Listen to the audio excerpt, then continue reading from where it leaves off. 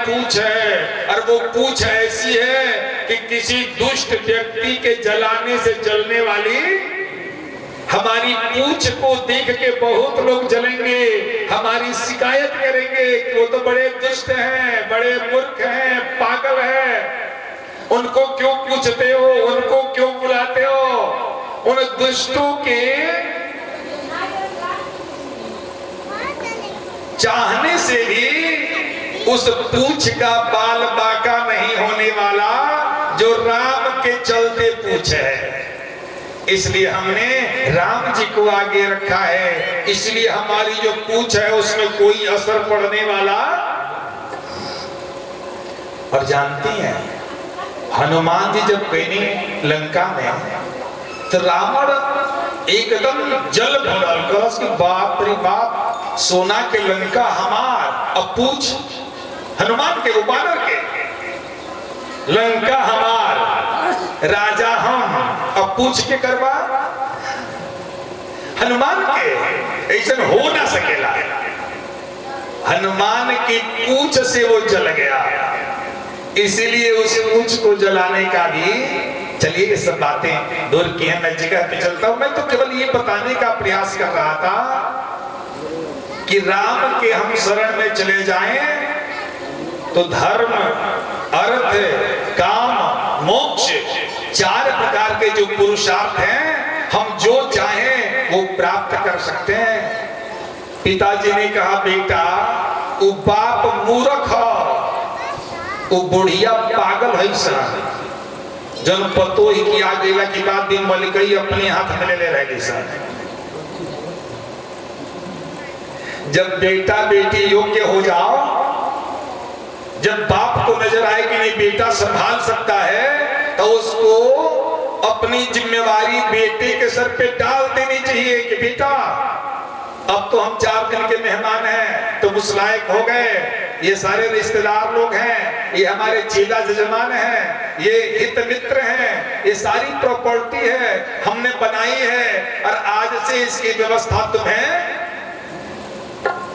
निश्चित हो जाइए।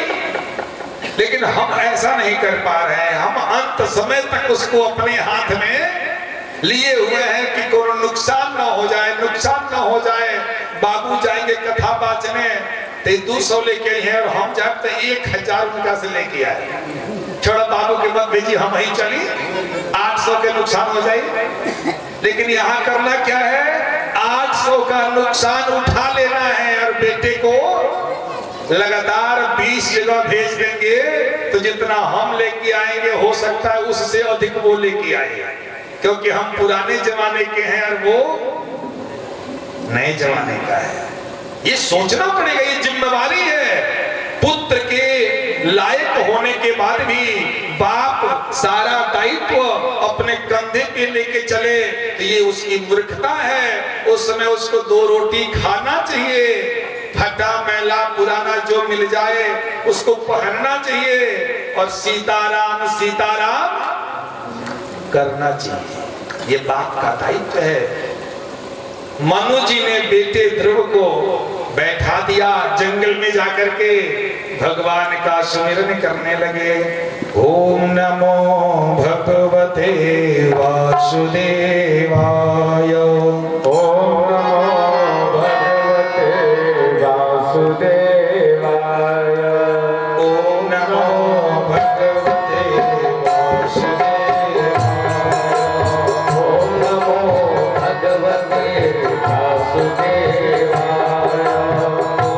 ओम नमो भगवते वासुदेवाय,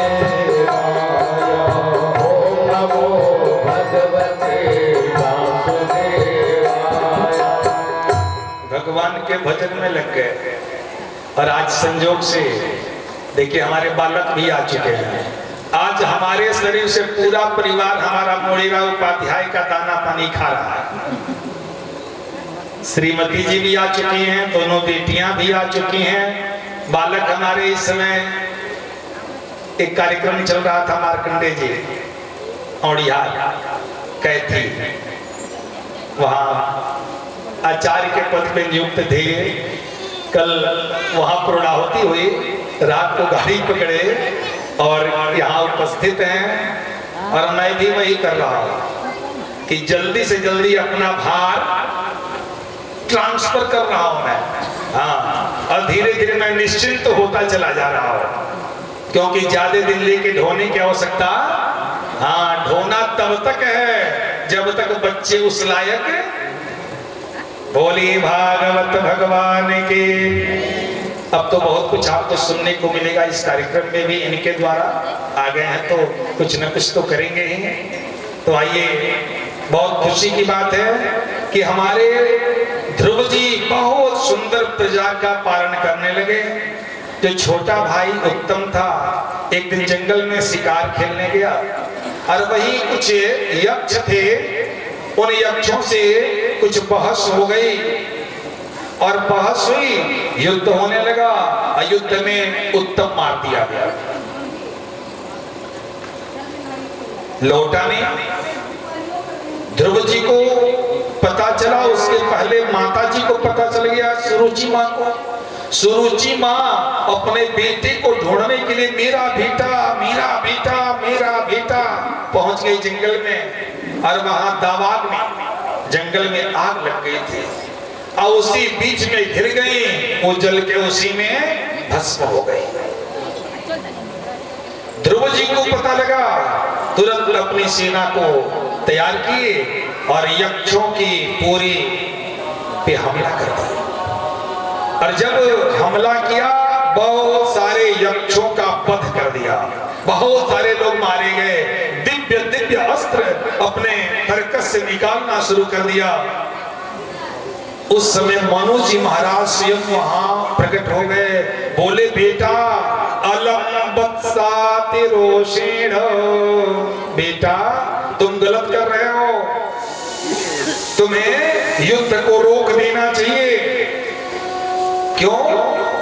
बोले अपराध किसी एक ने किया है, अपराध करे कोई और, मिले फल और को, न्याय न सो है।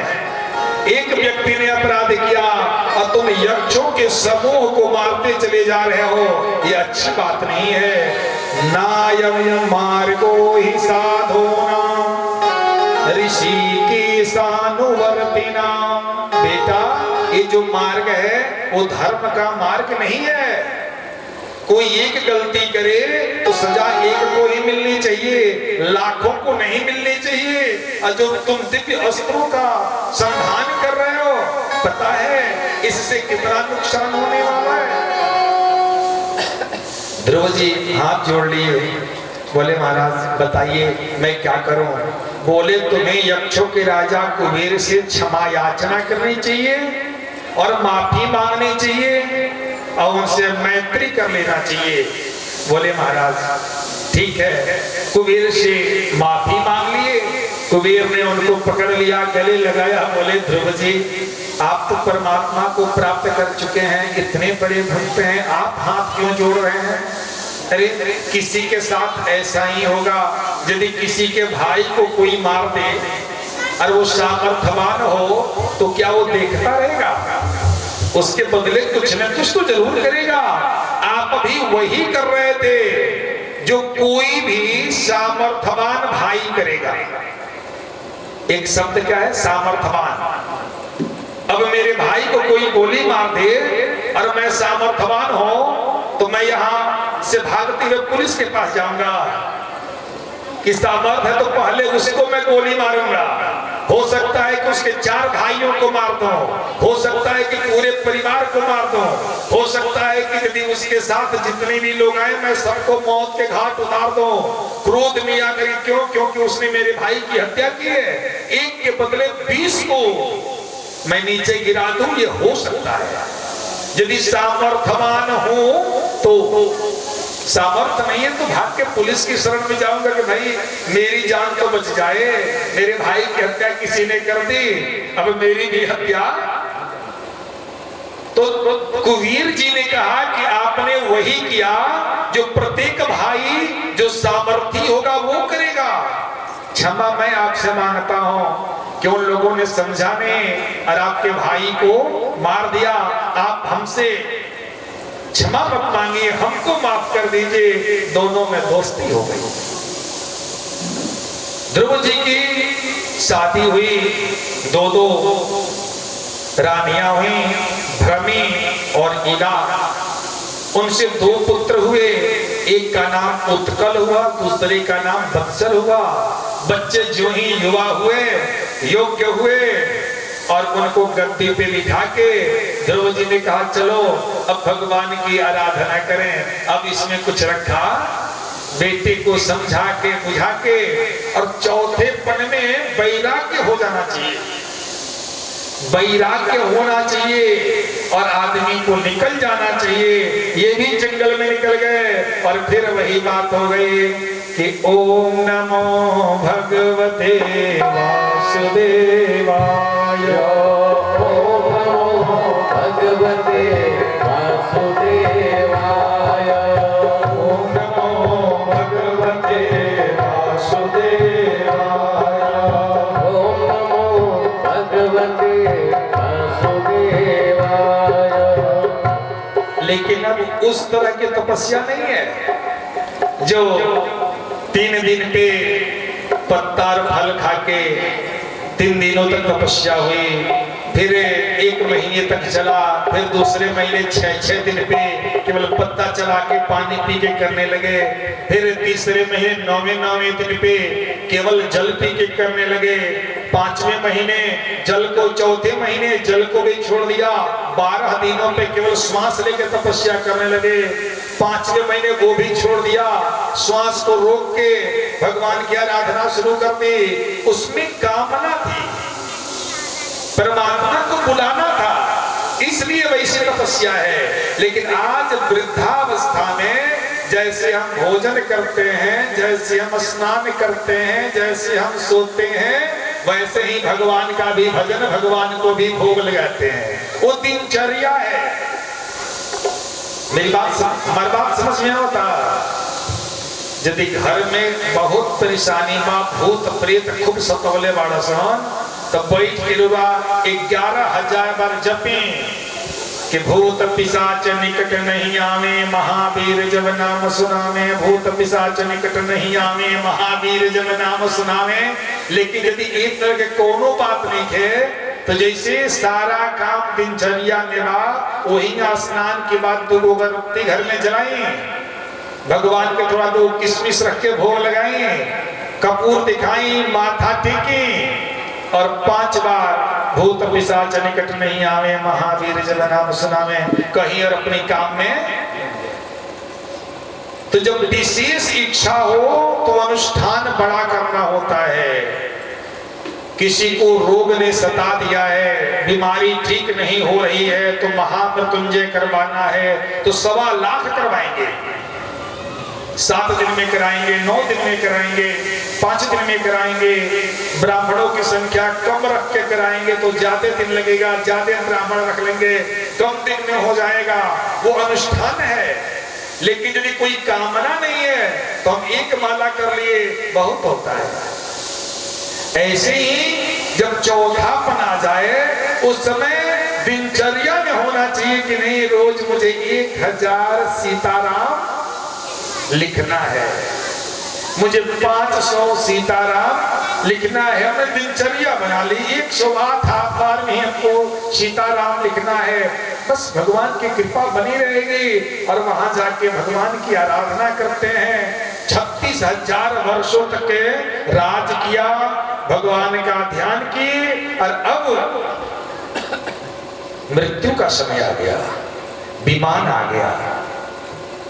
भगवान के पार्षदों ने कहा भाई चलो ध्रुव जी तैयार हुए? हाँ हाँ हाँ ठीक है चलो चलते हैं। जब तैयार हुए चलने के लिए तो मृत्यु प्रकट हो गई। मृत्यु ने कहा करे ध्रुव जी, वो जो विमान है ना, उस पे वही लोग बैठते हैं जो पहले मेरे मुंह में समाते हैं। मौत के मुंह में समाए बिना कोई उस विमान पे नहीं बैठता है। बोले ठीक है। तरह मृत्यु का सर नीचे और ध्रुव ने मृत्यु मृत्यु के सर पे पैर रख करके अब विमान पे सवार हो गए। बोलिए भागवत भगवान के। मृत्यु की कपारे पर लात रख के विमान पे बैठे के साहस के कस अकेला भक्त कर सकता है, जिसपे भगवान की कृपा हो। भक्ति के बल से उन्होंने ऐसा किया, नहीं तो किसी की बुद्धि चलने वाली। कुछ लोग बहुत चालाक होते हैं। एक ठो आदमी रहे बहुत चालाक, पूरा गांव के लोग के चरावे हुए, अंगुली पे घुमाता रहता था सबको। एक दिन जमराज के दूत आ गया, जमराज के दूत आ गया और जमराज के दूत आए, खटखटाया दरवाजा, ये निकले। हाँ महाराज। दरवाजा खोला, देखे बाप रे बाप, ये तो यमराज के दूत भयंकर, ये फांस लिए हुए। अरे महाराज आप? बोले हाँ हाँ पंडित जी, मैं आपको, हमारे यहाँ के पंडित जी थे, मैं आपको लेने आया हूँ। बोले रे भाई कहाँ? बोले कि चलना है आपको, आपका समय पूरा हो गया है। बोले अच्छा एक काम करिए, आइए आइए कल बैठिए, फिर चला जाएगा, क्योंकि हमारा रिकॉर्ड रहा है कि जो भी मेरे दरवाजे पे आया है उसको मैंने एक गिलास पानी जरूर पिलाया है जीवन भर। और आप बताइए आए हैं उतनी दूर से, मैं आपको बिना पानी पिलाए छोड़ दूं तो ये अच्छी बात। उनको सुंदर सोफे पे बिठाया, एक नंबर का सोफा, आइए बैठे। एक ही बार इतना नीचे चले गए, जो फोम था उसका एकदम शानदार।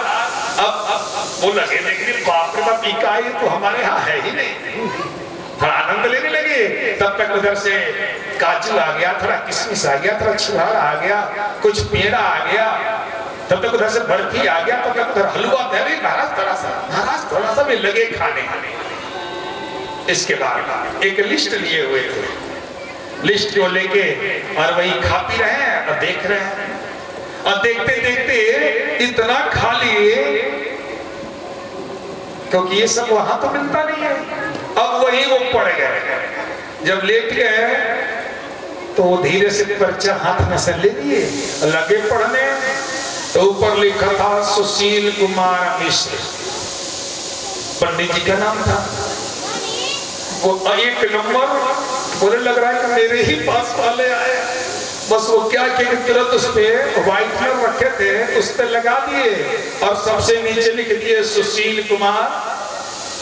यहाँ का आइले बाने तो पहले ऊपर से और लोग के उठाई, तब हमारा नंबर आई सबसे नीचे। तो लोग कुछ समझ नहीं जाइए, तो अपनी लड़कन के सवरी बात बता दे कि हई आदमी हमारे खानदानी दुश्मन हो, हई आदमी हमारी घर के दोस्त रहलबा, हई आदमी हमेशा हमारे साथ दिले बा, हई आदमी हमेशा हमके बर्बाद करे के प्रयास के बा। कितनों मीठ बोले तकरीबन विश्वास कैला के आवश्यकता, पूरा भेद आपन हम लेकर के इतना देर में बता दी। और तो नहीं है का खराटा महत्व में जाके जब जगे अरे बहुत देर हो गया भाई, बहुत देर हो गया, तो तक क्या मिल गया। बोले पंडित जी मैं बहुत खुश हूं, आपने जो सेवा की उसका कोई जवाब नहीं, मुझे तृप्त कर दिया अंदर से। तो हमने अब एक ठान लिया है कि जो पर्ची मैंने ली है अब मैं ऊपर से नहीं नीचे से शुरू करूंगा।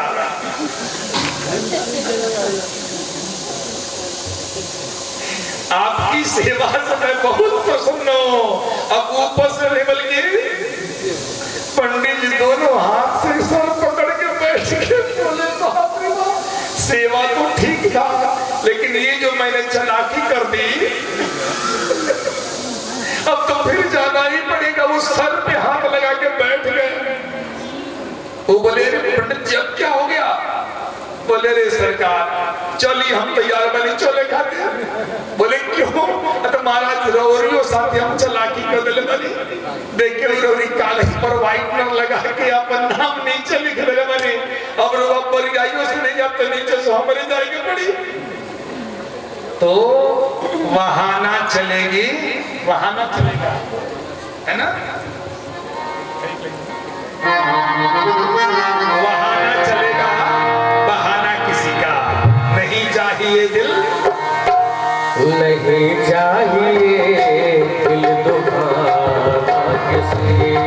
का नहीं चाहिए दिल दुखाना किसी का नहीं चाहिए दिल दुखाना किसी का नहीं चाहिए दिल दुखाना किसी का सदा ना रहा है सदा ना रहेगा जमाना किसी का नहीं चाहिए दिल दुखाना किसी का नहीं चाहिए दिल दुखाना किसी का आएगा बुलावा तो जाना पड़ेगा सर तुझको आखिर झुकाना पड़ेगा आएगा बुलावा तो जाना पड़ेगा सर तुझको आखिर झुकाना पड़ेगा आएगा बुलावा तो जाना पड़ेगा सर तुझको आखिर झुकाना पड़ेगा वहाँ ना चलेगा वहाँ ना चलेगा बहाना किसी का नहीं चाहिए दिल दुखाना किसी का नहीं चाहिए दिल दुखाना किसी का सदा ना रहे सदा ना रहेगा जमाना किसी का नहीं चाहिए दिल दुखाना किसी का नहीं चाहिए दिल दुखाना किसी का बोले भागवत भगवान के जय बहाना चलेगा बहाना। ध्रुव जी जाने लगे। अब देखिए ध्रुव जी जिस विमान पे बैठ के जा रहे हैं बड़े दुखी हैं। जो पार्षद थे बोले ध्रुव जी आप इतने दुखी क्यों हैं? बोले यही सोच रहा हूं कि मैं इस विमान पे बैठ के जा रहा हूं और जिस माँ ने 9 महीने तक हमको गर्भ में रखा, हमको अपना स्तन पिलाया, हमको चलना सिखाया, हमको जंगल में जाके तपस्या करने के लिए प्रेरित की, पता नहीं वो माँ कैसी है, कहाँ है, उसका क्या हुआ। मैं ये सोच करके मैं रो रहा हूं कि पता नहीं मेरी माँ का क्या हुआ होगा। इतनी महान माँ, जिस माँ ने मुझे इतना सुंदर ज्ञान दिया। बोले ध्रुव जी मुस्कुराइए, ऐसा मत सोचिए। देखिए जो आगे आगे वो विमान जा रहा है ना, उस विमान पे आपकी माँ ही बैठ के जा रही है। अरे जिस माँ ने ऐसे सुंदर पुत्र को जन्म दिया, क्या वो माँ अधोगति को प्राप्त हो सकती है? कदापि नहीं। आप चिंता न करें। ध्रुव जी आज ध्रुवलोक में जाके स्थिर हो जाते हैं। इसीलिए गोस्वामी जी ने कहा कि ध्रुव सगलाने जपे वो हरि नाम, ध्रुव सगलाने जपे वो हरि नाम, ध्रुव सगलाने जपे वो हरि नाम, ध्रुव सगलाने जपे वो हरि नाम, पाया अचल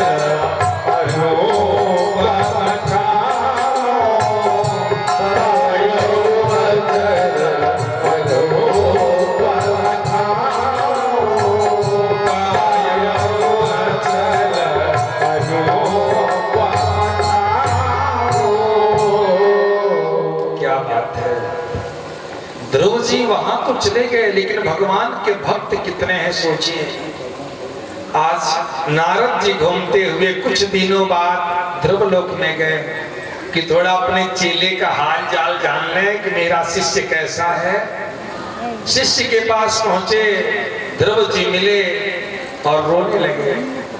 नारद जी ने कहा, ध्रुव रो रहे हो, क्या परेशानी है? ध्रुव जी बोले, गुरुदेव मैं यही सोचता हूं कि जब परमात्मा अपनी गोद में हमें बिठाया, हमसे पूछा बेटा क्या चाहते हो, तो हमने ये राजपाट, ये सिंहासन, पद, प्रतिष्ठा मैंने क्यों मांगी? हमने राम को ही क्यों नहीं मांग लिया? हमें पद प्रतिष्ठा मांगने की आवश्यकता नहीं थी। मुझे तो राम जी को ही मांग लेना चाहिए था, परमात्मा को ही मांग लेना चाहिए था। इसलिए संतों ने कहा है, राम को मांग ले प्यारे,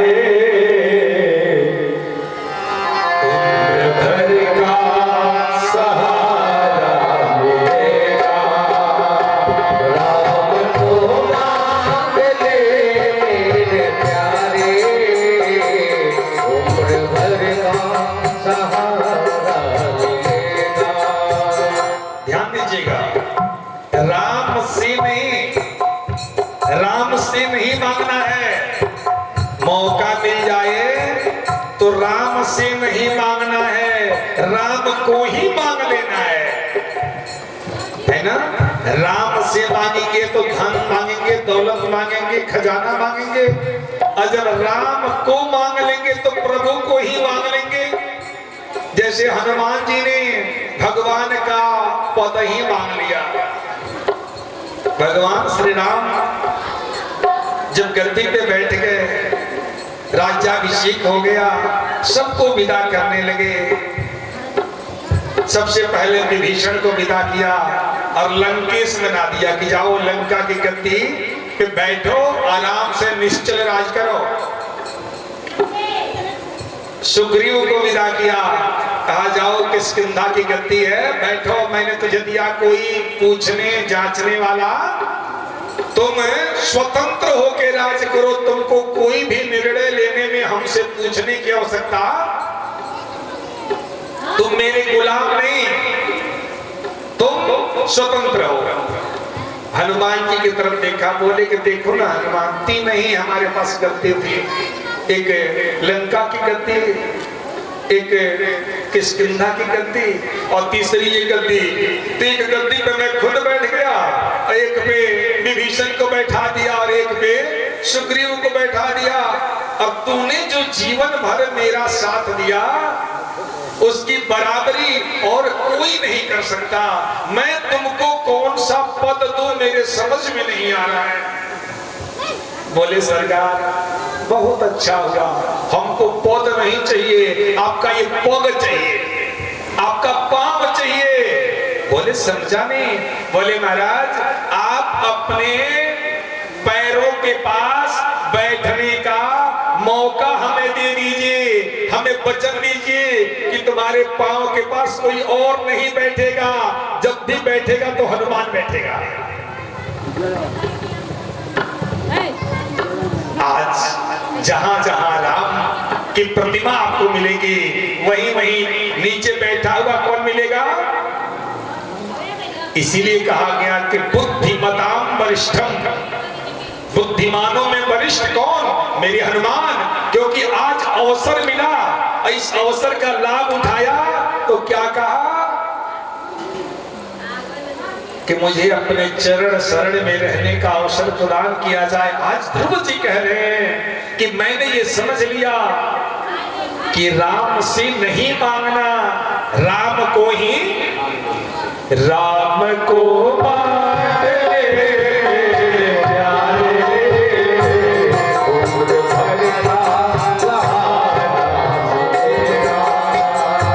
राम को मांग ले मेरे प्यारे, उम्र भर का सहारा मिलेगा। इनके शरण में तुमको, इनके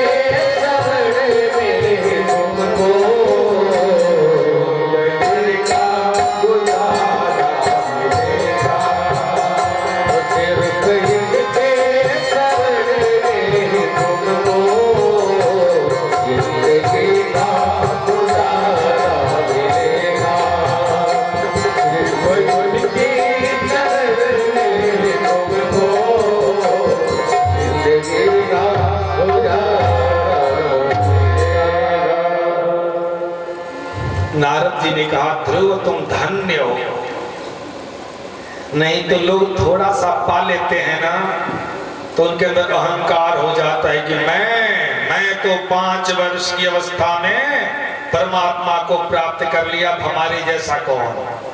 लोग अभिमानी हो जाते हैं। लेकिन इतना कुछ पाने के बाद भी तुमने निरंतर अपनी कमी ढूंढी है। बहुत कुछ तूने पाया, लेकिन जो पाया उसको नहीं ढूंढा, जो पाना चाहिए था उसको ढूंढा, और तुम आज अफसोस कर रहे हो। धन्य हो, भक्तों में तुम्हारा नाम हमेशा ऊंचा रहेगा। ध्रुव वहां से चलते बने। वही आगे चल करके उन्हीं के खानदान में एक राजा हुए जिनका नाम अंग हुआ। उनकी पत्नी का नाम था सुनीता। उनकी पत्नी का नाम सुनीता, वो मृत्यु की पुत्री थी। उनका एक बेटा हुआ जिसका नाम बीन पड़ा। इसलिए हमारे शास्त्रों में कहा गया है कि जब भी बेटे की शादी आप करें तो लड़की के रूप और रंग को देख करके शादी नहीं कर लेनी चाहिए। पहला क्या है, कूलम च शीलम च बपुर यशस्य। सबसे पहले क्या है, कुल, किस कुल की वो लड़की है। क्योंकि हमारी जो पीढ़ी आगे बढ़ेगी तो जो भी हमारा नाती होगा या तो हमारे खानदान में जाएगा, नहीं तो अपनी माँ के खानदान में जाएगा, अपनी नाना में होगा, अपनी मामा में होगा। तो यदि वो कुल खानदान अच्छा नहीं है तो हमारा नाती यदि संजोग से अपने मामा में पड़ गया तो गलत हो जाएगा। एक धार्मिक लोग हैं और यहाँ असुर भाव वाला एक नाती जन्म ले लेगा। तो हमेशा कुल खानदान नजर में रखना चाहिए। ये धार्मिक लोग, इस धार्मिक लोगों के यहाँ मृत्यु की पुत्री सुनीता से अंग की शादी हुई। बेटा हुआ बेन, खेलने जाता था, बच्चों का मुंह पकड़ के उठा के कुएं में डाल देता था, किसी बच्चे को उठा के पटक देता था। शिकायत दिन भर आती थी।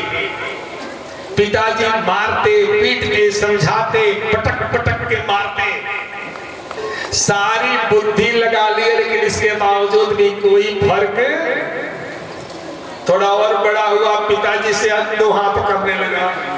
पिताजी ने कहा कि अरे राम, ये तो बड़ा गड़बड़ है। लेकिन देखिए वो भक्त हैं, भक्त हैं, इसलिए परमात्मा को हाथ जोड़ के नमस्कार किया। बोले परमात्मा आपने बहुत अच्छा किया कि ऐसा दुष्ट बेटा हमें दिया। चलिए अब मैं आपका भजन करूंगा, अब मैं यहाँ रुकने वाला। रात्रि में घर छोड़ के जाके जंगल में भगवान की आराधना करने लगे। अब वो जो पूरा राज्य है वो राजा से हीन हो गया, कोई राजा नहीं। अब क्या हो, जो भी मजबूत लोग थे, बलवान लोग थे, वो गरीबों को सताने लगे, दूसरों का धन हड़पने लगे, दूसरों की जमीन कब्जा करने लगे, दूसरे की स्त्री अपने घर में लेके चले जाने लगे। बोले बाप रे बाप, ऋषि मुनियों ने देखा कि ये तो बदमाशों का पूरा बोलबाला हो गया, अनर्थ हो जाएगा, क्या किया जाए। ये सारे लोग गए और जाके सुनीता से बोले कि देखिए महाराज का कुछ पता लगा। बोली ना, कुछ पता नहीं लगा। बोले लोग कैसा है कि अपने बेटे को गद्दी पे बिठा दो। बोली बड़ा दुष्ट है महाराज, डर लगता है। ऋषि मुनियों ने कहा कि जो नालायक बेटा हो ना, दुष्ट हो, ओकर बियाह पहले कर देने की चाहिए। जब मेहरारू आ जाए, मेहरारू के बोझ ओकरी ऊपर पड़ी तो हो सकेला कि वो सुधर जाए। नहीं, ज्यादा लोग सुधर जाला, वही तो नहीं जे कमाए धमाए करना जानेला, खाली रुपया पैसा खर्च करेला। जब मेहरारू आ जाए तो धीरे धीरे उनके वो तो बोझ दिया जाए, देखा जाए कि इसकी क्या गति है, किस तरह से आगे बढ़ रहा है।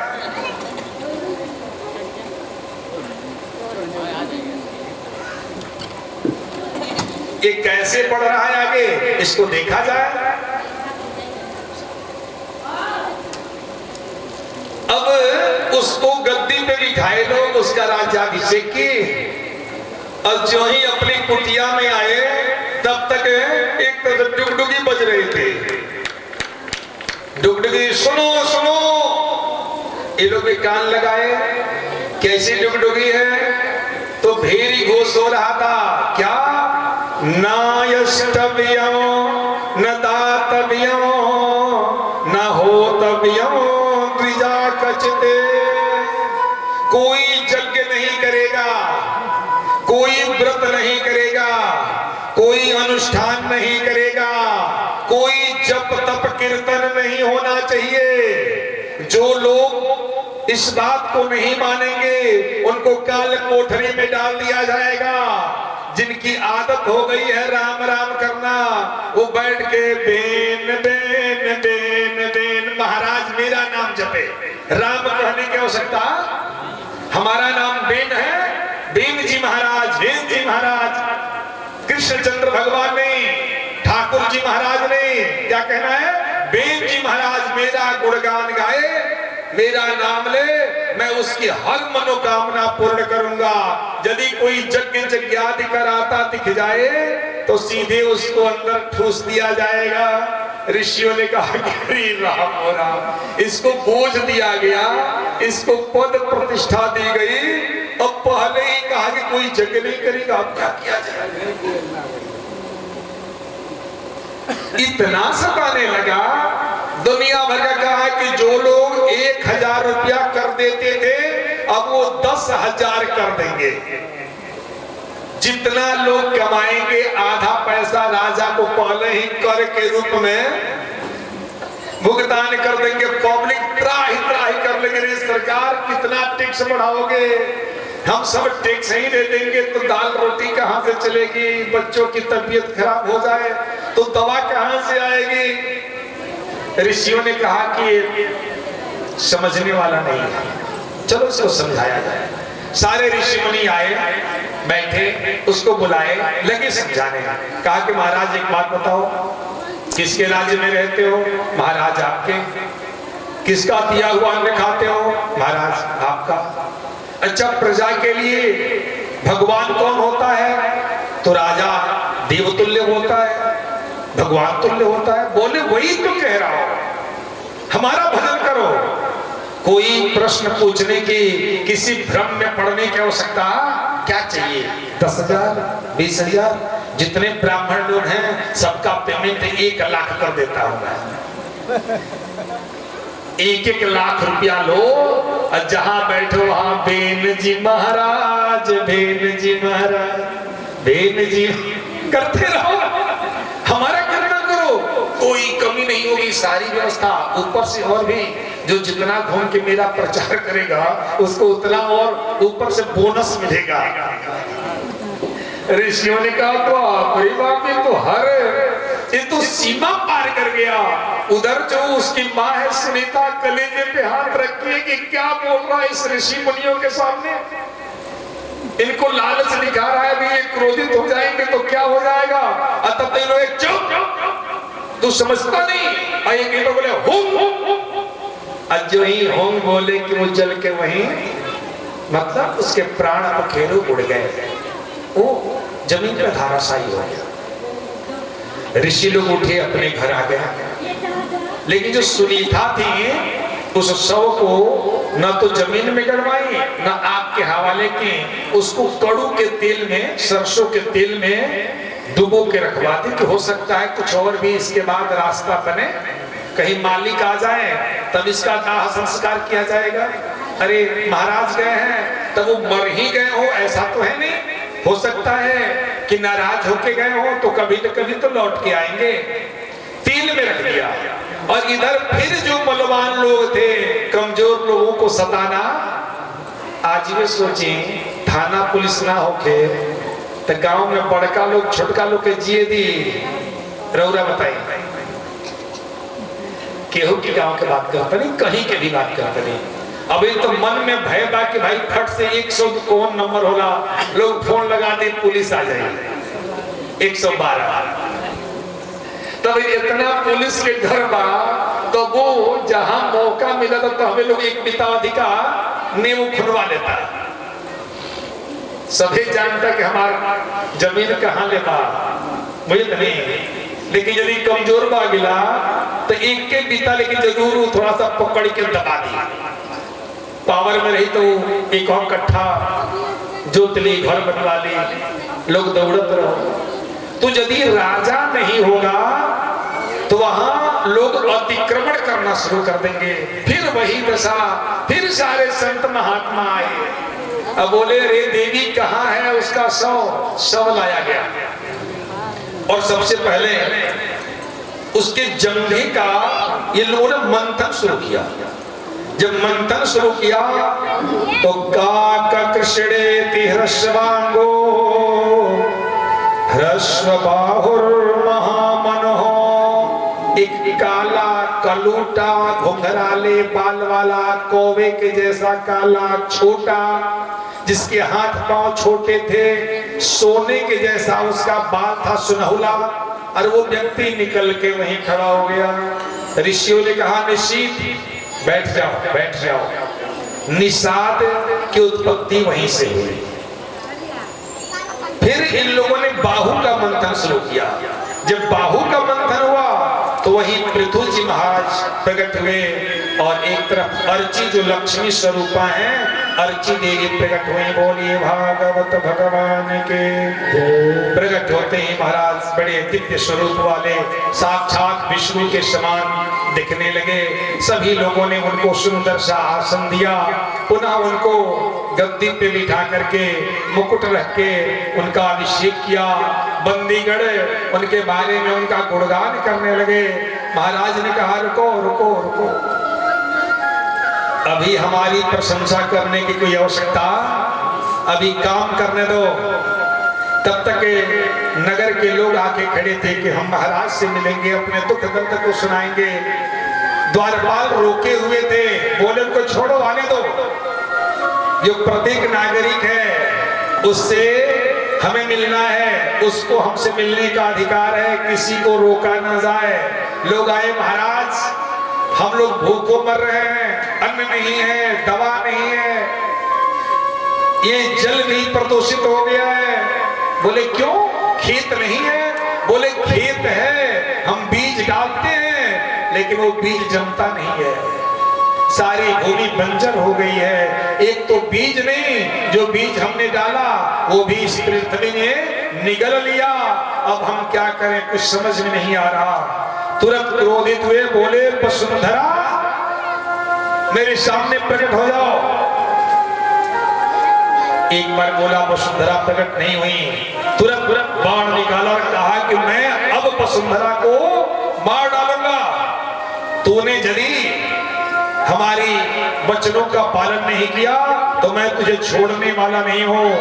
बधुर वसुधे त्वाम वधिष्यामि मच्छासन परान्मुख्यो। यदि तूने हमारे आदेश का पालन नहीं किया तो वसुधे त्वाम वधिष्यामि, तार बध कदेव, खूब बधाओ, हम तुमको मार डालेंगे। वसुधे, वसुधा सामने हो गई, बोली ये लोग क्या कर रहे हैं? तूने बीजों को भी अपने अंदर ग्रहण कर लिया है। बोली महाराज, जब धार्मिक राजा होता है तो मैं एक दाना लेते हो और 50 दाना, एक गेहूं का बीज लोग खेत में डालते हैं और मैं बदले में 50 दाना गेहूं उसको दे देती हूँ। लेकिन जब लोग मेरे अन्न का, मेरी औषधियों का दुरुपयोग करने लगते हैं तो मैं उसे अपने अंदर ही समाहित कर लेती हूँ। अंग जैसा राजा हुआ, बेन जैसा राजा हुआ जो सारा गलत कर रहा था, इसलिए मैंने सारा कुछ अपने अंदर ग्रहण कर लिया है। महाराज मैं कुछ नहीं दे सकती, लेकिन मैं गौ के रूप में आ रही हूँ। आपको जो चाहिए आप दोहन कर लीजिए, दूह लीजिए।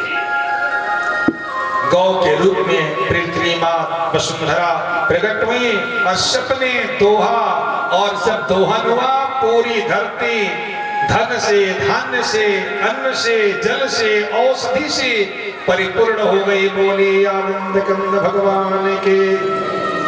ध्यान दीजिएगा, इतने सुंदर प्रजा का पालक हुए कि इस वसुंधरा को लोगों ने पृथ्वी कहना शुरू कर दिया। पृथु जी महाराज के नाम से इस वसुंधरा का नाम पृथ्वी पड़ा। इस पृथ्वी के पहले इसका क्या नाम था? वसुंधरा। आज ये पृथ्वी हो गई।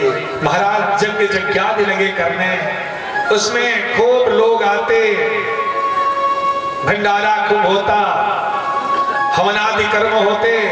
बहुत सुंदर अश्वमेध यज्ञ शुरू किया। 1 2 3 4 5 6 7 8 9 10 करते रहे। जब 90 पे पहुंच गए तो देवराज इंद्र ने कहा कि दादा, बुझाता कि अब हमारे नंबर पर हमारा जो आसन है इंद्रासन वही ले लेंगे, इंद्र का पद मिल जाएगा 100 अश्वमेध पूर्ण करने पे। तो लग रहा है कि हमारे आसन के लिए वो कर रहे हैं, कोई और उनका स्वार्थ। 91 हुआ, 92 हुआ, 93 हुआ, 94 हुआ, 95 हुआ। अब इंद्र किसी बहाने आते थे और उस घोड़े को चुरा के लेके चले जाते थे। फिर ये हारते नहीं, फिर करते धरते 99 तक पहुंच गए। एक घोड़ा गया, दूसरा घोड़ा बना लिया, दूसरा जगह फिर शुरू हो गया। उसमें वो चुरा नहीं पाए। हर बार मौका तो मिलता नहीं था, जिस बार मौका मिला चुरा लिया। अब 99 बार हो गया, 100वीं बार उनको इंद्र का पद मिल जाता। और अब 100वीं बार यज्ञ शुरू हुआ। इंद्र आए, घोड़े को चुरा के लेके जाने लगे। और उस समय पृथु का पुत्र चढ़ाई कर दिया, इंद्र को घेर लिया और उनको बंदी बना करके उनसे घोड़ा छीन लिया और कहा कि चलो आप ही हो, मैं नहीं समझा रे पंडित जी रहूंगा। रहुरे चुरावे खातिर आगे रहिया, हमरा बुझले कहीं और चोरी करे आई बा। चली कोनो बात नहीं है, ये घोड़ा दी घोड़ा जाई। इंद्र को देख के छोड़ दिया। इंद्र पे विजय प्राप्त करने से उसका नाम विजिताश्व पड़ा। विजिताश्व, इंद्र पे विजय प्राप्त किया। फिर यज्ञ शुरू हुआ। इंद्र बड़े लज्जित हुए, बोले कि बाप रे बाप, इस बार पकड़ा गया, चलो इस बार भेष बदल देता हूं। अब भेष बदल किया है, फिर घोड़े को चुरा के लेके चले गए। अब पृथु ने कहा कि पता चल गया कि इंद्र का ही काम है, ये मानेगा नहीं। जो ब्राह्मण लोग थे बोले कि महाराज एक काम करिए ना, ये उत्पाती है, उपद्रवी है, यज्ञ को विनष्ट करने वाला है। तो अभी तक महाराज इंद्र को हम लोग स्वाहा करके भोजन दे रहे थे और उन्हीं को बोलिए तो स्वाहा कर देते हैं, खींच लेंगे उनको मंत्र से। हम ब्राह्मण ऐसे ही भूदेव थोड़े ही हैं। ये जो पूरी दुनिया है, दैवाधीनम जगत सर्वम, ये पूरी दुनिया जगत देवों के अधीन है। अब मंत्राधीनाश्च देवता, मंत्र के अधीन वो देवता है। और ते मंत्रा ब्राह्मणाधीना, और वो मंत्र ब्राह्मण के अधीन है। इसलिए तस्मात् ब्राह्मण देवता, इसीलिए हम लोग देवता हैं। लोगों ने हमें महिषुर कहा है, हमें भूसुर कहा है, हमें ब्रह्मदेव कहा है, ब्राह्मण देवता कहा है। बोले करो, यही करो। बस सारे ब्राह्मण उस यज्ञशाला में